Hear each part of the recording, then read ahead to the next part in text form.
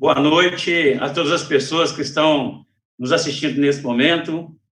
Hoje, 13 de maio, Dia Nacional de Denúncia contra a Discriminação Racial, a Secretaria de Combate ao Racismo do PT, juntamente com a Fundação Perseu Abramo, juntamente com o 247, o DCM e o Fórum, traz aqui para a gente esse debate, essa conversa que nós vamos ter aqui com a Nilma Lino, nossa ex-ministra das Mulheres, Igualdade Racial e Direitos Humanos do governo Dilma, com o nosso companheiro, que foi candidato a presidente do Brasil, companheiro Fernando Haddad, que está aqui conosco, ex-ministro, ex-prefeito de São Paulo. E a gente queria, inicialmente, antes de passar a palavra para eles, agradecer à Fundação Perseu Abramo, agradecer ao companheiro Aloysio Mercadante, presidente da Fundação Perseu Abramo, por esse convite e por estarmos aqui conversando com vocês hoje. Eu vou passar rapidamente para uma saudação inicial da Nilma e do Fernando, e logo depois eu volto com algumas perguntas para o nosso bate-papo daqui hoje. Gostaria de que você que está assistindo a gente convide outras pessoas, faça uma grande rede para a gente conversar sobre discriminação racial e combate ao racismo nessa noite aqui. Nilma. Então, boa noite, Marcos.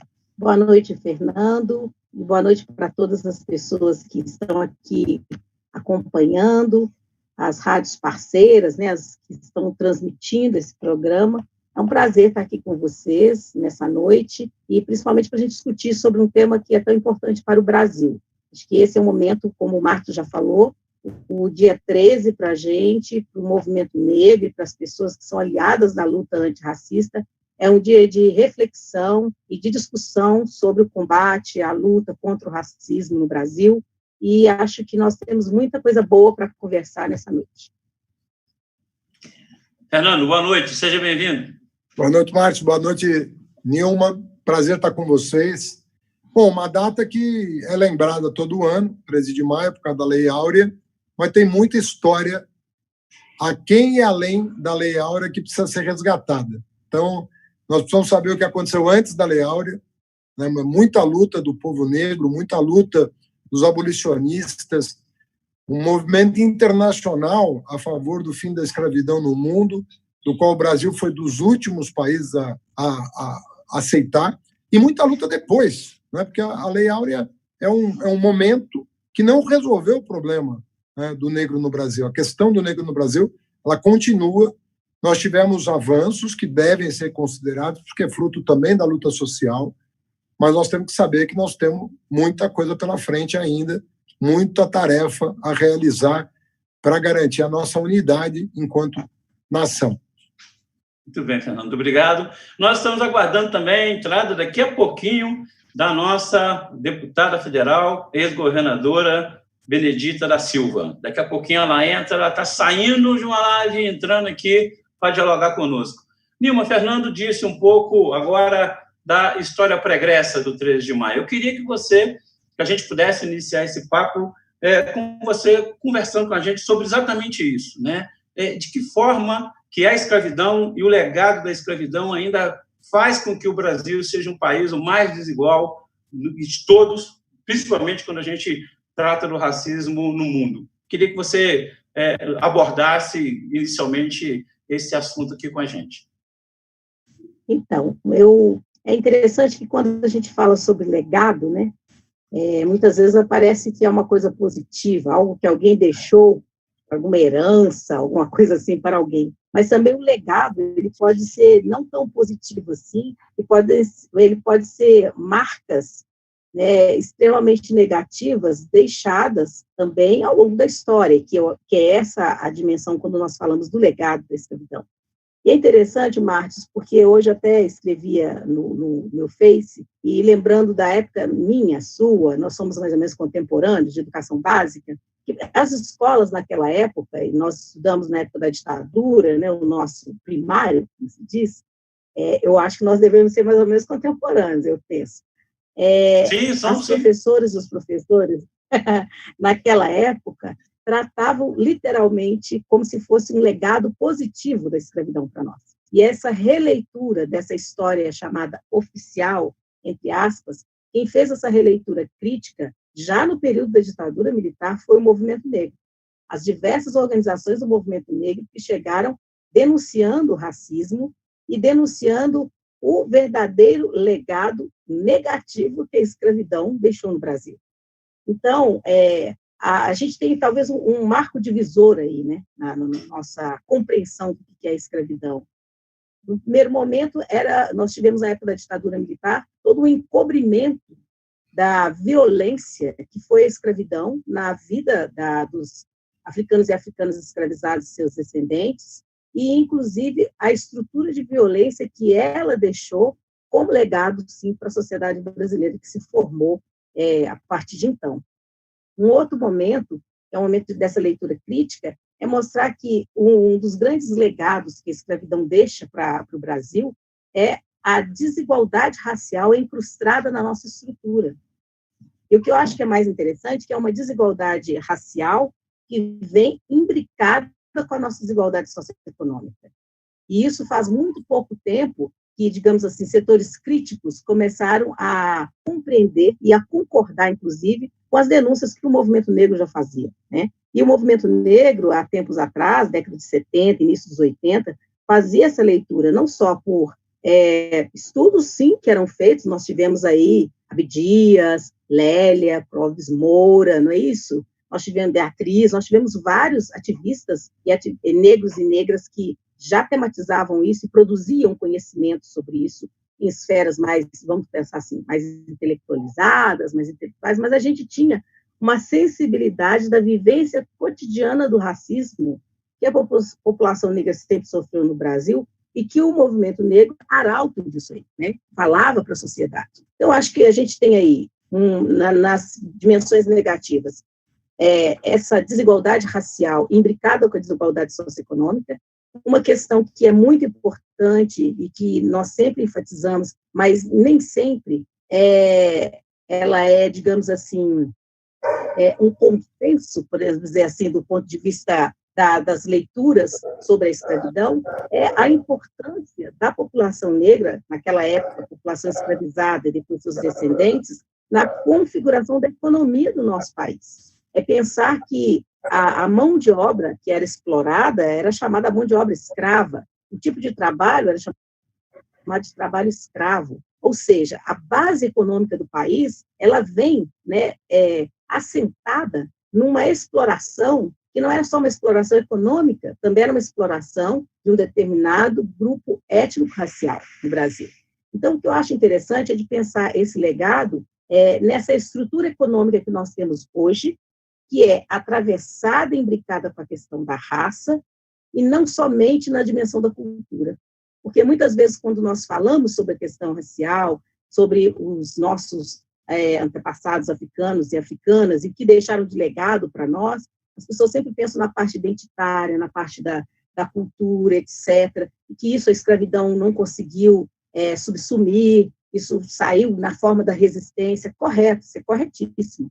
Mas também a gente tem que pensar como que a nossa estrutura foi afetada e é afetada ainda por isso que foi a exploração escravista e o trabalho escravo, não é isso?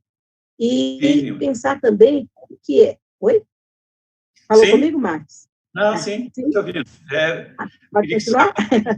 Tá, e como que, pensando nessa dimensão da relação com o trabalho, como nos diferentes ciclos, chamados ciclos da história, vamos pensar, do ouro, do café, a questão da pecuária, lá estava o trabalho escravo consolidando o que hoje virou o nosso país, Brasil. Então, eu acho que assim, o legado ele tem várias dimensões, ele tem essa dimensão que é da desigualdade, uma dimensão negativa desse legado, de exploração, de tratar as pessoas como coisas, porque eram isso que os africanos e africanas escravizadas eram para aquele regime. E tem uma outra dimensão que o Fernando falou também, que é um outro legado, que eu diria que não seria tanto o legado da escravidão, mas seria o legado que os escravizados e as escravizadas deixaram para o nosso país, que é o legado da resistência e da luta.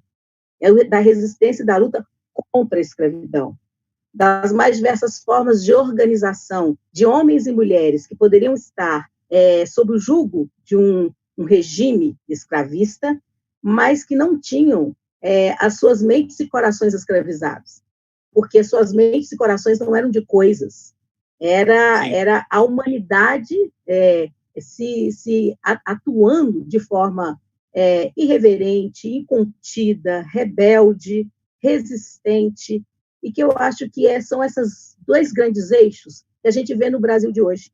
A gente vê no Brasil de hoje um eixo da resistência e da luta contra o racismo, e esse racismo ele se constitui também um legado do processo da escravidão, e a gente vê ainda uma estrutura social, econômica, na questão do trabalho, uma estrutura política de grupos dirigentes que ainda se alimentam de um imaginário escravocrata e que as práticas, inclusive, de exploração econômica que nós temos no Brasil, várias delas, se nós as analisarmos a fundo, a estrutura escravista ainda está ali.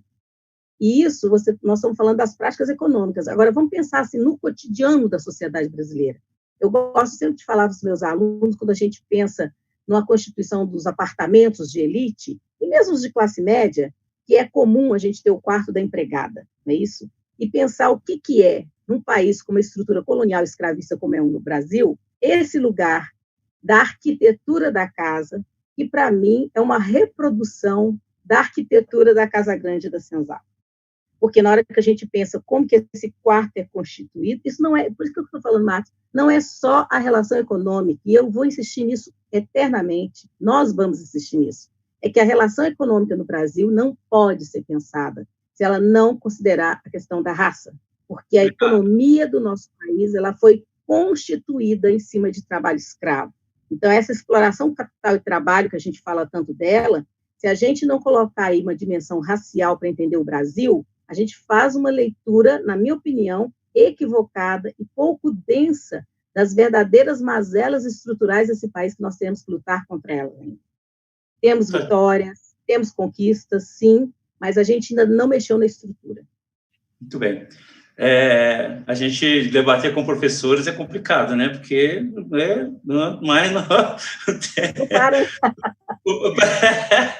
mas tem nenhum problema, porque nós só temos 1 hora de debate, mas, nossa, eu queria que você fizesse 2 coisas agora, por gentileza.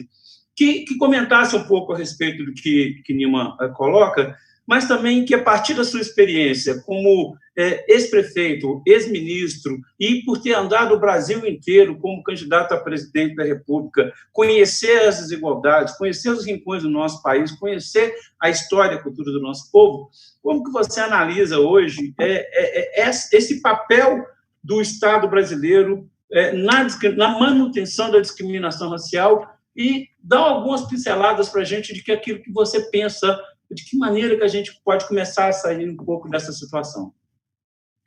Bom, primeiro, tem um paradoxo a questão da escravidão em relação ao tempo, porque 1888 é ontem do ponto de vista histórico, é ontem, né? Nós estamos falando de netos ou bisnetos de escravos que estão entre nós, né? Márcio levantando a mão, e, ao mesmo tempo, que é pouco tempo do ponto de vista da história, é um tempo que seria suficiente para a gente ter feito muito mais. Então, tem um paradoxo isso. É um tempo curto do ponto de vista da história e um tempo longo demais para as providências que já deveriam ter sido tomadas para resgatar o mínimo do sofrimento, porque aquele sofrimento está dado. Ele não tem como, você não tem como compensar aquilo. Não existe compensação em vidas, em sofrimento que foi imposto a toda uma comunidade trazida para cá, debaixo da violência, né? Basta ler a literatura disponível. O último livro que eu li, que eu recomendo, O Trato dos Viventes, do Luiz Felipe de Alencastro, que é uma pequena joia em relação a toda a violência que foi organizada contra a África, Costa da Mina, depois Angola, um pouco Moçambique, assim vai. Então, ali você vê todo o retrato da violência, né?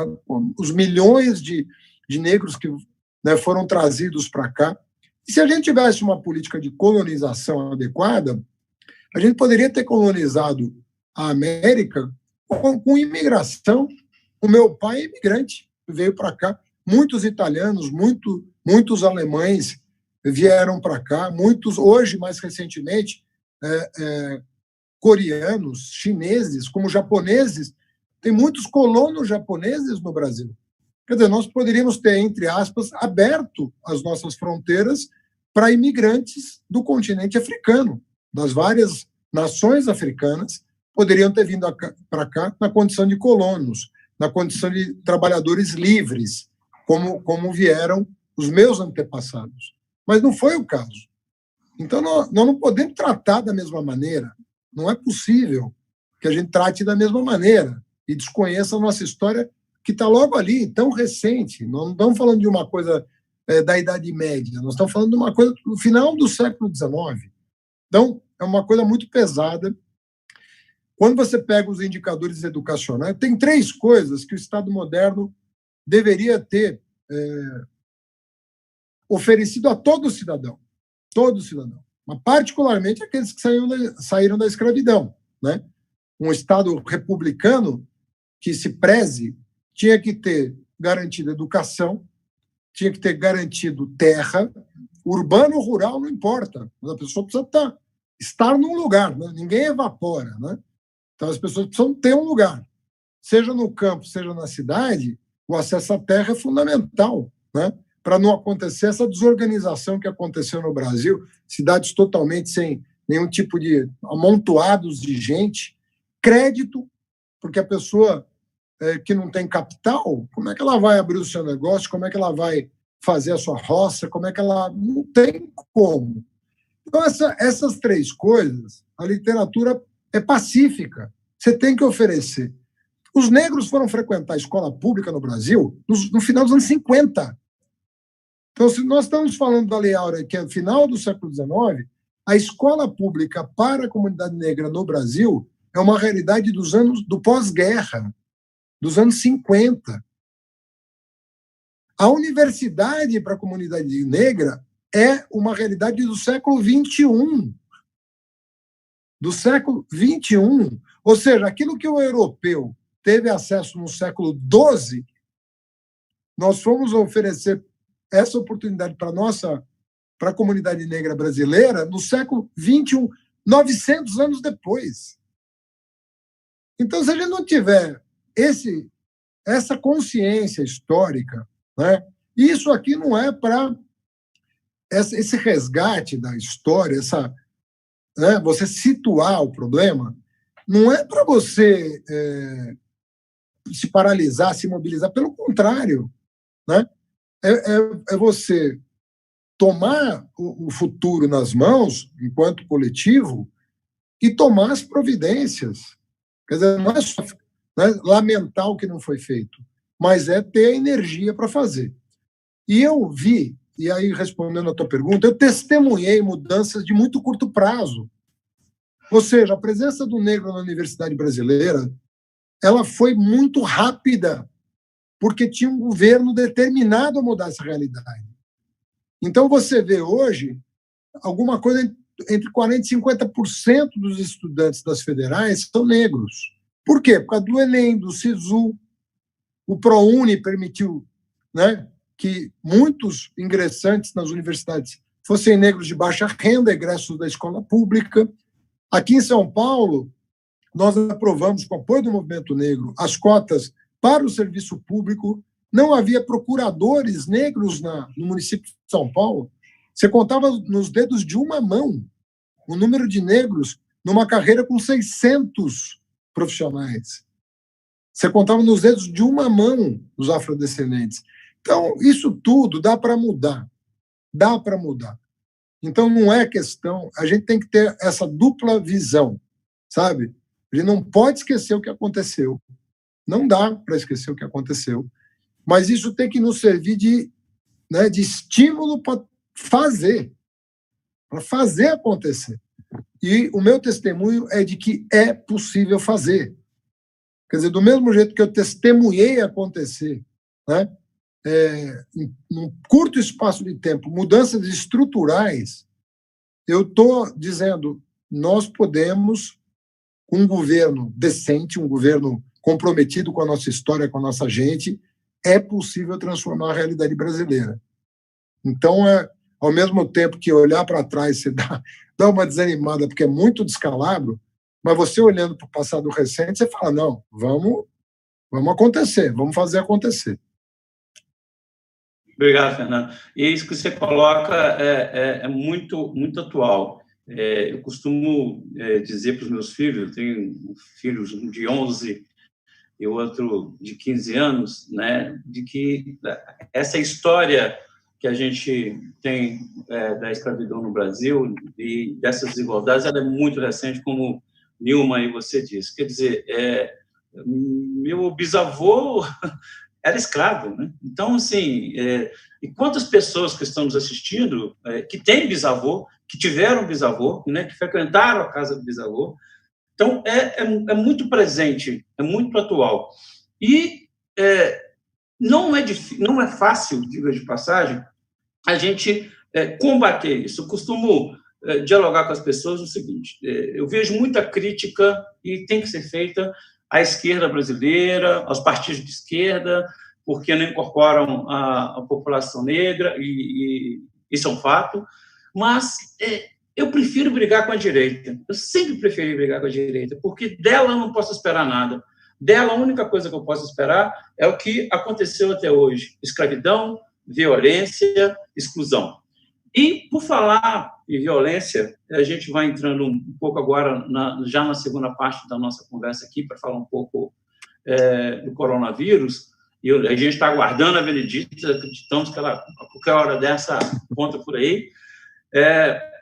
Nilma, esse processo, por exemplo, nós sabemos, eu não gosto de ficar citando muitos números, que às vezes, num debate acadêmico, isso é até bom, mas numa conversa como essa, recentemente, foi publicado números de mortes por policiais no Brasil.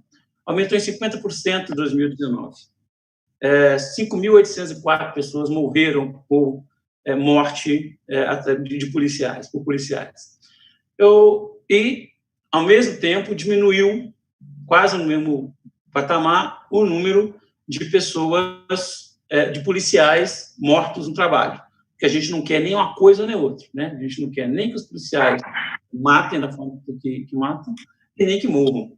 Mas, mais uma vez, 70% desse pessoal, dessas pessoas, desses 5.804 pessoas que morreram, isso sem contar o número de homicídios no Brasil. Eu só estou querendo ainda focar na questão da violência do Estado, né? Porque a polícia é nada mais nada menos que um ente do Estado, é o aparato de repressão do Estado. Eu queria que você situasse um pouco essa situação, racismo e violência no Brasil, um pouco agora para a gente. Quando eu começar a falar sim para você, eu estou querendo caminhar. Tá bom. Eu tenho que falar assim, sim, senão... Bom, racismo e violência, né? Eu acho que aí você tem, pensando naqueles legados negativos, né? 2 legados da escravidão, do processo da escravidão. A violência, que é um legado, e a violência racial, não é qualquer tipo de violência, e o racismo.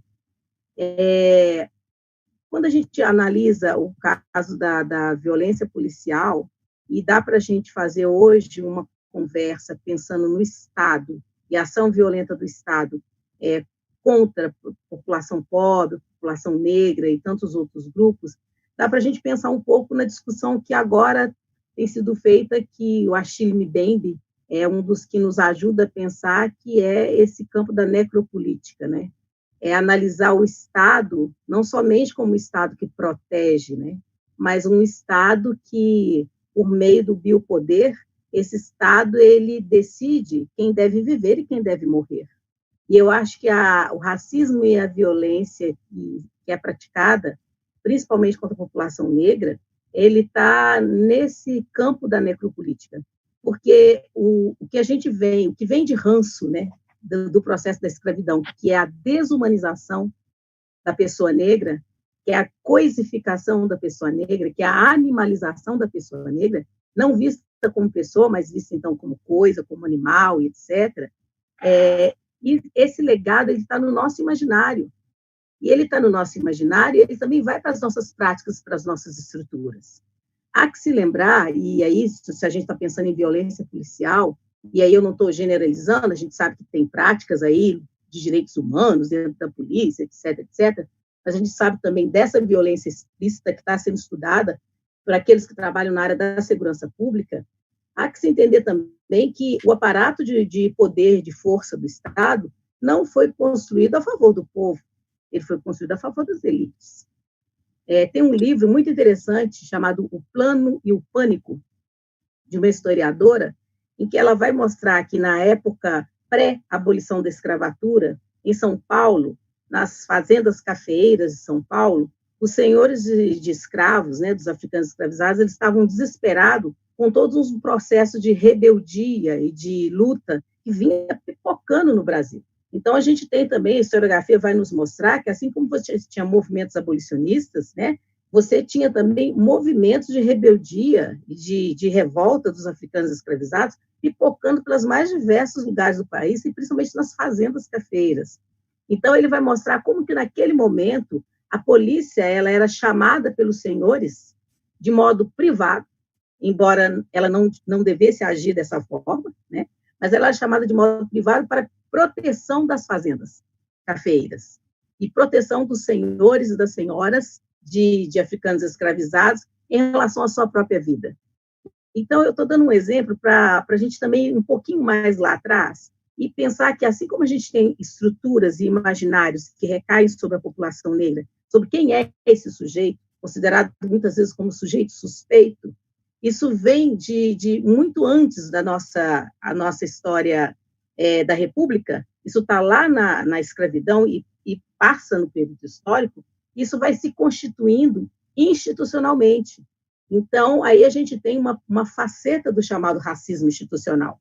Eu acho que a ação violenta, das vezes, que o Estado tem em relação à população negra, e principalmente a área da chamada segurança pública, tem em relação à população negra, que é uma ação violenta, ela tem a ver com o racismo institucional e estrutural que nós só vamos superar quando nós fizermos políticas, né, de fato, que mexam com essas estruturas, e quando nós explicitarmos que a situação é essa.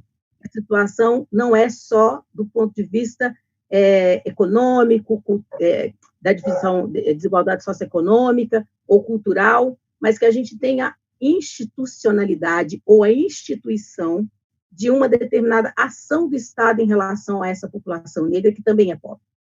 Isso ultrapassa a questão de criminalidade, ultrapassa a questão do tráfico e diz respeito àqueles 80 tiros que o músico, né, no Rio de Janeiro, com sua família, levou porque foi confundido com, sei lá, um bandido ou qualquer outra coisa.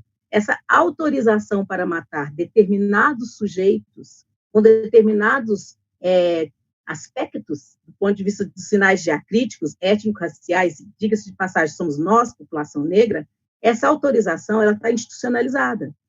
E isso, quando nós pegamos as estatísticas, etc., isso se desdobra nas estatísticas de violência e nas mais diversas formas de violência, que a gente está pensando nessa letal, mas nas mais diversas formas de violência que o Estado, muitas vezes, pratica de forma institucional e que nem sempre ela é visível ou visibilizada como uma violência de cunho racial e que está articulando aí as questões do racismo.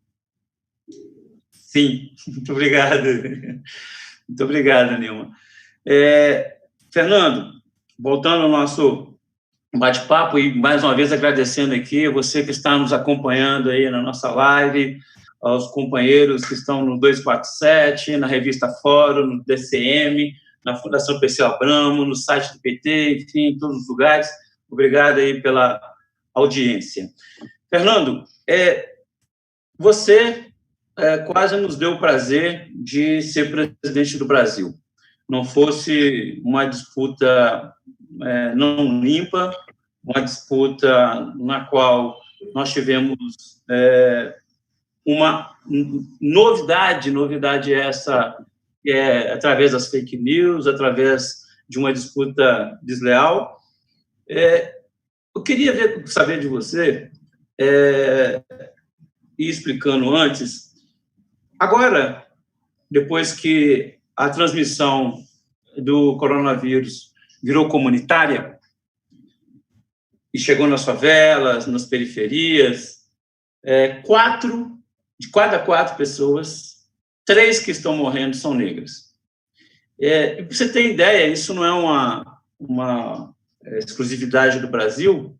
Na Louisiana, dos Estados Unidos, 70% das pessoas que morreram vítimas da Covid-19 eram afro-americanas, sendo que nesse mesmo estado a população é apenas 33% do total. E temos um presidente da República, né, que nega a necessidade de salvar vidas e, no meu entendimento, o que está sendo colocado com essa proposta de abertura do mercado, proposta de salvar a economia, na verdade, também está por trás disso um processo de eugenia nunca visto antes no Brasil, porque, com certeza, a maioria esmagadora das pessoas que irão morrer vítimas da Covid-19 serão oriundas da população negra. Eu queria que você comentasse, falasse um pouco a respeito disso com a gente. Você sabe, Márcio, que o Brasil já teve uma Constituição, a de 1934, que adotava o princípio da eugenia, né, para a gente ter uma ideia de onde nós estamos. Então, nós estamos falando de um país que já escreveu na sua Constituição, né? Quer dizer, se o Constituinte de 34 teve a coragem de escrever na Constituição a palavra eugenia, você imagina o que vai na mentalidade das pessoas. Então, o que a Nilma falou é absolutamente verdadeiro, né? Você sabe que um exemplo que só reforça aquilo que ela dizia é de que muitos negros alforriados não deixavam as fazendas às quais pertenciam, com medo de, se exercessem a sua liberdade, serem recapturados por alguém que não reconhecesse a sua condição de pessoa livre e escravizassem de novo. Então, existia isso, né? Com a figura do Capitão do Mato, existia gente que passava a vida escravizando negros alforriados no Brasil. Então, por isso que alguns se recusavam a deixar a localidade onde eles eram conhecidos e onde eles tinham a sua condição de homens livres reconhecida, né? Então, nós estamos falando aqui de uma coisa muito perversa. Nós estamos falando de uma realidade muito perversa. Essa desigualdade, ela tem uma correia de transmissão. Porque é o seguinte, quando você pode resolver a pobreza numa geração, dependendo das condições que você oferecer, talvez não em uma, mas em 2, você resolve o problema da pobreza extrema. Eu falava há pouco, se você tivesse feito uma reforma agrária, em que o negro alforriado tivesse condições de, no mínimo, praticar uma agricultura de subsistência, mas com as técnicas disponíveis, ele poderia até incrementar a produção e ter um superávit para, né, além da subsistência, para comercializar. E, se tivesse escola para o filho desse negro alforriado, né, no século XIX, no começo do século XX, e não esperar 5 décadas para poder matricular o filho na escola, que é o que acontecia, né, no Brasil, se ele tivesse... O negro não entrava numa agência bancária até outro dia. Não entrava, não tinha bancarização da população negra. Nós fizemos um mutirão enorme para bancarizar a população pobre desse país, que não sabia o que era um banco. E, portanto, como é que vai saber o que é um crédito e o que vai saber o que é inovação e empreendedorismo? Eu acho graça nas pessoas que ficam falando hoje esse discurso da meritocracia. Como é que alguém vai empreender? A pessoa não vai para uma escola, uma pessoa não foi bancarizada, uma pessoa não tem um solo nem para morar, nem para plantar. Do que nós estamos falando? Entende? Então, Essa consciência nós vamos ter. E esse racismo estrutural, ele nos acompanha. Mais recentemente é que nós estamos procurando, né? Nós começamos a mexer com as placas tectônicas aí desse racismo, e a reação foi grande, a reação contra. Não foi uma coisa tranquila. Nós tocamos nas feridas aí nacionais e a reação, né, dos dominadores aí foi grande. Sim. Né? Você veja, qual a porcentagem de empregadas domésticas que são negras? Aí você legisla a favor do emprego doméstico, aí a reação é grande. Não, mas peraí, como se fosse um favor empregar alguém em casa. Não, eu estou quebrando o galho dela e ainda tenho que pagar o FGTS. É assim que as pessoas, às vezes, raciocinam. Então, é muito estrutural tudo. É muito, muito profundo tudo. Então, a mim não espanta, a mim comove, mas não espanta os dados que você está dando, de que você tem um desequilíbrio total. Nós temos 50% da população negra, um pouco mais. Nós podíamos ter 50% das vítimas negras, mas não é. É 70%, é 80%. Por quê? Porque todo esse passado que teima em resistir à mudança, ele na hora em que a desigualdade se faz notar com mais crueldade, uma pandemia, por exemplo, essas coisas se explicitam de uma maneira muito voraz. Então, estão aí nos indicadores sociais, né? Mas é gente que está por trás desses números, né? Então, isso tem que servir de alerta para dizer o seguinte, fizemos alguma coisa enquanto governamos o país? Sim, mas ainda é muito pouco para o que precisa ser feito, porque esses indicadores mostram que é muito cruel a realidade para a comunidade negra no Brasil. Então, não tem como falar em país, em nação, Estado-nação, se a gente não resolver essas questões estruturais. Isso diz respeito, sobretudo, à questão do negro, né? Que historicamente, a que mais pesou negativamente sobre o nosso desenvolvimento enquanto comunidade humana. Muito bem, muito obrigado. Eu, mais uma vez, agradecendo a presença das pessoas que estão aqui nos assistindo, queria fazer um agradecimento especial à nossa companheira Roseli de Oliveira, que é a nossa secretária da equipe lá da Secretaria Nacional de Combate ao Racismo. Nilma, veja bem, desses dados que nós acabamos de dialogar aqui com o Haddad sobre a pandemia do coronavírus, existe uma possibilidade, no meu entendimento, de tentarmos sair dessa pandemia melhores do que entramos, uma vez que muitas das práticas que a humanidade vem cometendo contra a própria natureza, contra si mesma, talvez deverão ser revistas.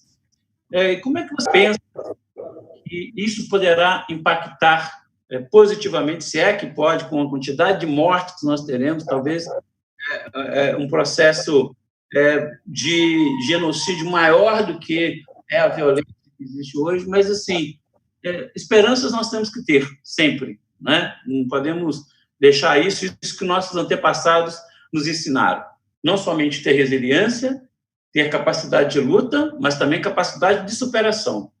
Queria que você abordasse um pouco do que você pensa a respeito disso, de que forma que a pandemia pode nos tornar melhor a sociedade brasileira, se é que é possível. Pois é, Marcos. Sabe o que eu fico pensando? É uma questão complexa, né? Porque, assim, se você for pensar o que algumas pessoas têm dito, que tem despertado um senso de solidariedade nas pessoas, tem feito com que as pessoas revejam suas próprias práticas, revejam as nossas práticas consumistas, né? Que são orientadas pelo capitalismo que nós vivemos nele, que as pessoas estejam mais críticas, digamos assim. Claro que não aquelas que são convictas de extrema-direita e reacionárias, etc., mas que, de um modo geral, algumas pessoas estão sendo levadas a repensar o que significa o neoliberalismo na vida das sociedades, o que significa o apelo para que uma sociedade seja mais mercado e menos Estado. Há pessoas que têm dito que essa movimentação que nós estamos vivendo no contexto da pandemia possa nos fazer sair melhor dela, ou uma sociedade melhor. Eu quero crer nisso. Mas eu confesso para você que, quando eu analiso os dados que você está colocando, e nós temos outros dados também sobre a questão racial e o contexto do novo coronavírus, e a questão da pobreza e o contexto do novo coronavírus, quando eu vejo esse desgoverno que nós estamos vivendo no Brasil, né, e de um boicote, inclusive, aos estados e municípios que têm tentado cuidar da vida da população, seguindo as orientações da Organização Mundial de Saúde, eu acho também que a gente pode sair muito mal, enquanto sociedade que cuida da vida dos outros, entendeu? Porque se a gente sai dessa pandemia com esse dado alarmante de mortes, e que a gente olha, como a gente estava falando aqui, o Fernando falou, e que a gente olha para essas estatísticas, e você vê que essas estatísticas ali, elas não têm só uma questão de localização regional ou geográfica, elas não têm só uma questão da pobreza e do pouco acesso à educação, elas não têm somente a discussão de esfacelamento do Sistema Único de Saúde que nós estamos vivendo, mas elas também têm raça. Eu acho que muita gente vai sair machucada, maltratada, violentada desse processo, e nós precisaríamos de um governo que cuidasse das pessoas, não só agora, mas depois, e nós não temos isso. Então, eu não consigo ser muito positiva de pensar que essa passagem vai fazer com que eu olhe para dentro de mim, etc, etc. Não estou negando que as pessoas estão sendo levadas a repensar a si mesmas e suas práticas nesse contexto. Mas eu estou olhando para essas dimensões estruturais que é o que você chama a atenção, de que é um genocídio, vamos pensar assim, que são práticas eugenistas, eu posso dizer isso, e que eu fico pensando nas escolas, né, e Fernando foi nosso ministro, e trabalhei com ele à época, fico pensando, Fernando, assim, nas escolas, o que seriam as escolas públicas quando essas professoras chegarem e encontrarem crianças, adolescentes, jovens, que o pai morreu de coronavírus, a mãe também morreu, os avós, pessoas da família, irmãos, né, nessas condições, né? Então, assim, o que é a gente lidar com uma sociedade que uma parte que consegue fazer isolamento social, consegue ficar aqui nas lives, e a gente está discutindo isso aqui, e repensar nossas práticas, e pensar algo melhor, digamos assim, e uma outra parcela da população que já sofre e que vai sair mais sofrida ainda, principalmente pensando que nós estamos no momento de um desgoverno total. Se nós estamos numa pandemia, nós temos um pandemônio em nível de governo federal e que não está cuidando e não vai cuidar dessas pessoas. Então, isso fica para os estados, para os municípios, fica para os movimentos sociais, fica para as pessoas que são voluntárias, fica para a nossa sociedade brasileira. E, então, eu acho que nós vamos ter esses dois movimentos. Teremos um repensar, sim, teremos, mas nós teremos também marcas que vão alimentar ainda mais essa vivência de sofrimento que as pessoas têm no Brasil, e essa vivência de sofrimento que já recai sobre a população pobre brasileira de um modo geral, e desses 70% dos pobres que são negros e negras, ela vai ser mais sofrida ainda. Por isso que, nesse momento, nós precisávamos de voltar ao governo, né, Fernando? Para a gente reconstruir isso aí, sabe? Assim, reconstruir. E eu acho, inclusive, que nós voltaremos diferente para o governo, sabe? Não é, Fernando? Pelos aprendizados que nós tivemos, né? Não só no período que nós estivemos, mas também no pós, e o que isso já deu para a gente repensar aonde tem pontos nevrálgicos que nós podemos fazer políticas mais incisivas e cuidarmos do país de forma mais incisiva. Então, eu acho isso, Márcio, eu penso desses dois polos aí. Muito bom, muito obrigado. Fernando, Nilma acabou de colocar aí algo que é para nós de esquerda, para nós humanistas, para nós que acreditamos no ser humano, pese tudo que nós construímos de mal no mundo. Precisamos de um novo governo. E isso eu tenho importância. Além disso, a menos que nessas últimas horas que eu estive um pouco fora do ar tenha mudado, mas tudo indica que a data do Enem ainda está mantida, e mantida da maneira que vai excluir, mais uma vez, umas centenas ou milhares de pessoas, inclusive impedir, né, Nilma, que pessoas como nós, né, que a população negra, continue tentando acessar a universidade. E ainda a gente escuta que, efetivamente, para acabar mesmo com a possibilidade dessas entradas. Queria que você comentasse, Fernando, e também uma outra questão, além do Enem. Nós estamos num processo eleitoral agora, ontem, hoje, se eu não me engano, no Supremo, o presidente do TSE definiu por manter as eleições na mesma data. Que eu achei. Para manter as eleições na mesma data. E o Google entra assim, tem hora que ele vai dialogando comigo, eu estou sozinho em casa, e ele vai dialogando. Mas manter as eleições na mesma data. E nós, da Secretaria Nacional de Combate ao Racismo, estamos fazendo um movimento. Esse sábado agora nós vamos fazer um encontro regional de pré-candidaturas negras no Nordeste, Nilma. Fizemos já da região Sul, vamos fazer das outras regiões, preparando as nossas candidaturas, porque a nossa representação política e social ela é muito pequena, né? Se comparado a 53% da população, Fernando, ela é muito pequena. Então, eu queria que você abordasse essas duas questões, um pouco isso do Enem, o Enem e a exclusão, e um pouco de como você está pensando a nossa preparação para as eleições, não só das candidaturas negras, mas que narrativa que nós deveremos levar os nossos candidatos para essas eleições. Bom, sobre o Enem, eu acho esse ministro realmente lastimável, porque é uma pessoa que não dialoga com ninguém, não quer aprender, porque todos nós temos que aprender. Mesmo os mais preparados têm que aprender muito. Agora, ele nem preparado ele nunca foi da área da educação. Eu não vejo nenhuma humildade nele ao interagir com o país. E nós estamos falando de estudantes, nós estamos falando de 50 milhões de estudantes. Né? E a quantidade de gente que presta o Enem é 4 milhões por ano.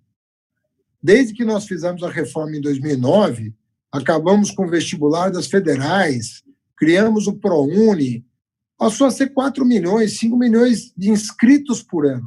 Agora, você tem duas questões. A primeira delas é a data do Enem, do ponto de vista da segurança de reunião, porque as pessoas vão ter que ir para algum lugar se reunir para fazer o Enem. Então, o primeiro lugar é saber se na data do Enem haverá condições de segurança. Nós não sabemos. Mas há um outro problema, que desses 4 milhões que se inscrevem, 1 milhão está concluindo o ensino médio. Como é que ele vai fazer o Enem sem ter tido a matéria do terceiro ano do ensino médio? Ou seja, ele vai concorrer em condições de extrema desigualdade. Já é uma situação de desigualdade, mas vai ser de extrema desigualdade se esse aluno não puder, no mínimo, cumprir a grade curricular do terceiro ano. Então, ele vai com 60% da matéria, 70% da matéria, e o aluno da escola particular vai com 100%. Qual é a chance que ele tem de tirar a mesma nota? Então, você começa a desequilibrar um jogo que já é muito desequilibrado. Por isso que os alunos de escola pública estão fazendo um apelo para o ministro rever essa posição. Ou seja, considerar a conclusão do ano letivo para aí sim realizar a prova. Você pode realizar um mês antes do fim, vamos dizer, que isso é natural que aconteça. Né? Não precisa ser rigorosamente no último dia de aula. Mas você adiar 30 dias, 45 dias a realização da prova, acho que é o mínimo de bom senso com os concluintes da escola pública, que não tem muitas vezes não tem um computador, não tem aula à distância, não tem material didático em casa, não tem como se comunicar com o professor, que é insubstituível nessas horas, enfim, essas coisas básicas, né? Agora, sobre a eleição, eu vejo um problema semelhante, mas de natureza diferente da do Enem. A do Enem é muito mais grave, porque a eleição não tem uma grade curricular, as pessoas estão, né? Você não tem os dias letivos para cumprir, né? Agora, tem que tomar cuidado com o dia da reunião, porque tem fila para votar. Tem fila para votar. Então, e outra, tem campanha. Como é que as pessoas vão fazer a campanha? Uhum. Né? Então, como é que as pessoas vão discutir os seus municípios? Onde? Por que meios? Né? Então, tem uma série de questões que precisam ser avaliadas. Eu sou contra prorrogar mandato. Eu acho isso um escândalo. Prorrogar 2 anos o mandato do outro, isso é um escândalo. Mas você fazer como a França fez, a França adiou o segundo turno das eleições de Paris. Fez o primeiro, não teve condições de fazer o segundo, adiou. Mas não prorrogou o mandato da prefeita de Paris. Num certo momento, eles vão fazer a eleição do segundo turno.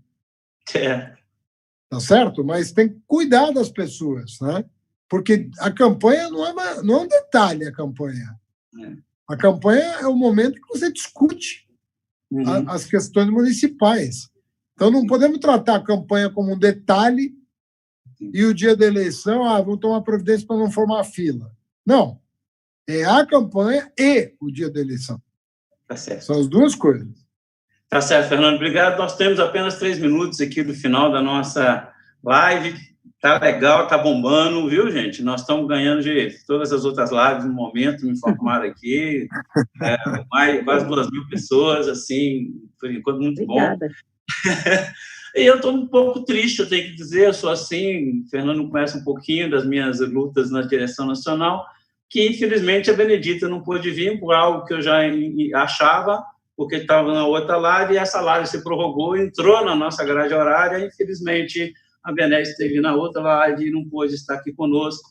Nós gostaríamos muito de ter esse bate-papo com a Bené, mas ocorreu, infelizmente, esse incidente no Dia Nacional de Denúncia contra a Discriminação Racial. Nilma, você tem 1 minuto para poder fazer as suas considerações finais, depois eu passo o minuto de Fernando, para a gente acabar exatamente às 20 horas, que nós quebram a nossa rede. Só agradecer o convite da Secretaria de Combate ao Racismo, parabenizar pelo trabalho, dizer que foi um prazer aí dividir com o Fernando, foi a primeira vez que a gente trabalhou juntos assim numa live, e que vamos juntos. Fernando, também 1 minuto.